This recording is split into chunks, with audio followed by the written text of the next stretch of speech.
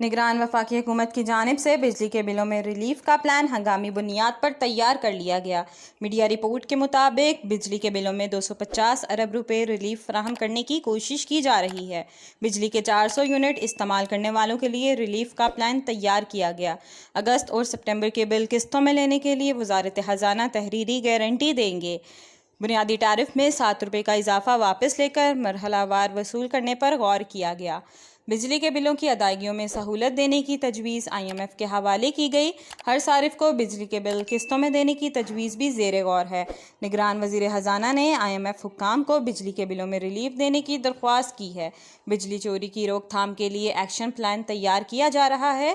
مزید برآں IMF سے بجلی بلوں میں ریلیف پر آج جواب ملنے کا امکان ہے، جبکہ ٹیکس میں کمی کے لیے ریلیف نہیں ملے گا۔ تاہم ایک ساتھ میں بل وصولی کی رضامندی مل سکتی ہے۔ یاد رہے کہ گزشتہ روز نگران حکومت نے بجلی بلوں میں ریلیف کے لیے تجاویز IMF کو پیش کی تھیں۔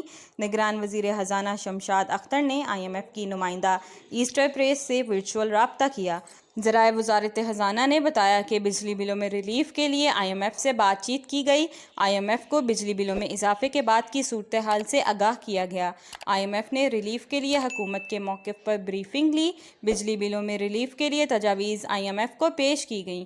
ذرائع نے بتایا کہ IMF نے بجلی کے بلوں میں ریلیف کے لیے تحریری پلان مانگ لیا۔